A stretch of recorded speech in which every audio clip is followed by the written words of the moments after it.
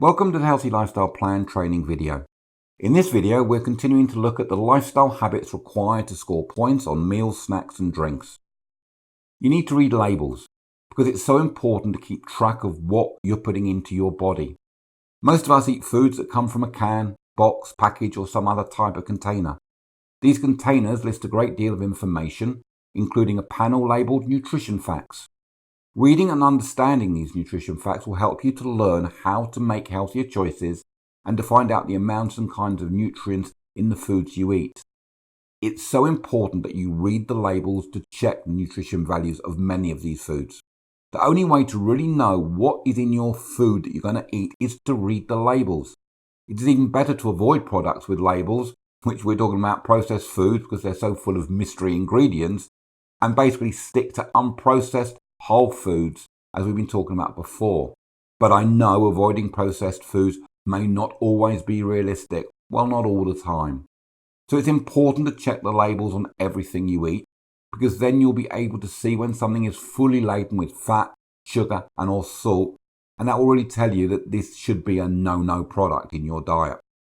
I've been reading food labels and checking on the fat content for at least 2 decades, but even I'm sometimes shocked to discover how much fat, particularly saturated fat or trans fat, some of these foods actually contain. One of the first things I look for when looking at the nutrition information label on food is how many grams of overall fat the item has.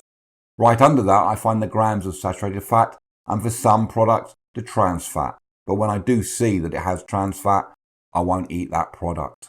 I also check out the serving size.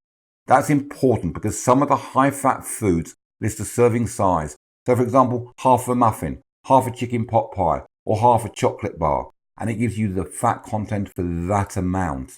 So if you're eating the whole muffin, pot pie, or chocolate bar, you need to double the number. Let me first clearly point out some of the high fat foods, and in this I'll include a few plant-based healthy ones to further draw your attention to the need to check everything. So high fat foods would include animal fat, where you're talking about lard, beef tallow, goose fat, duck fat, meat drippings, beef suet. Don't forget fatty cuts of beef, pork, lamb and chicken, and especially the chicken skin, processed meats like salami. They're all high in fat. Then we have vegetable oils, soybean oil, coconut oil, olive oil, palm oil, sesame oil, sunflower oil, corn oil, canola oil and vegetable oil, again, are all full of fat, as are butter and margarine, light butter and whipped butter, as well as full fat milk and cream. Then nuts, macadamias, pecans, pine nuts and Brazil nuts, walnuts, hazelnuts, almonds, peanuts, cashew nuts and pistachios, again full of fat.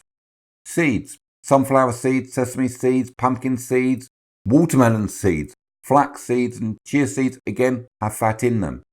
Chocolate, whether baking chocolate, dark chocolate, white chocolate, milk chocolate, cocoa powder, all have fat. Cheeses really have fat, like hard goats, cream cheese and cheddar, Cheshire, Roquefort, Monterey, Edam.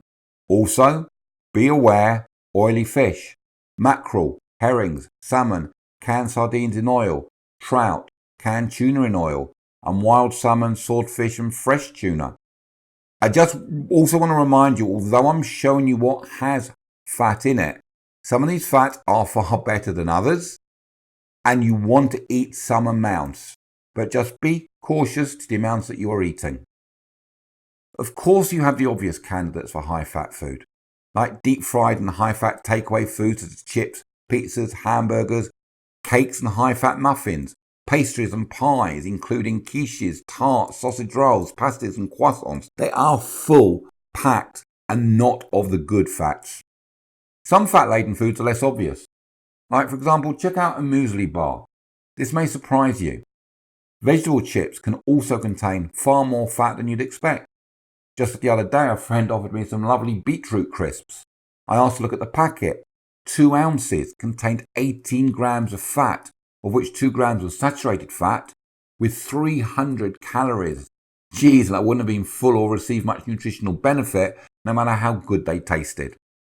Then you have things like coleslaw. It's a salad, right? So it must be healthy. But even though it's based on carrot and cabbage, coleslaw is dressed in a mayonnaise-based dressing, which you already know is high in fat. So you've got to check the nutritional information on the packages and look out for reduced fat. And with regards to like coleslaw, maybe yogurt dressed versions instead. Or why not try making some at home by shredding cabbage and carrots and using low-fat yogurt for the dressing. An average portion of granola with nuts is 40 grams, which without milk packs in 180 calories and 8.2 grams of fat, of which 1.8 grams is saturated fat. When you then serve this with 125 milliliters of full-fat milk, this will add another 81 calories and another 4.6 grams of fat, of which 2.9 is saturated fat. So although we believe that things like granola with nuts is a great breakfast food, please be cautious. Remember, you have to count everything on your plate or in your bowl. But I promise you, once you get started, you will know which foods to eat and which ones not if you're going to eat below 10 grams of fat. So remember, check the saturated fat and trans fat contents of the foods that you're going to eat. And for a generally healthy diet, keep those saturated fats and those trans fats out of your diet as much as possible. Look for foods that have 0 grams of trans fats in particular and are low in saturated fats and cholesterol. Avoid foods that have the words partially hydrogenated vegetable oil in the ingredients list. There is a piece of advice for you. In the next video, we're going to look at the frequency and number of meals to consume each day.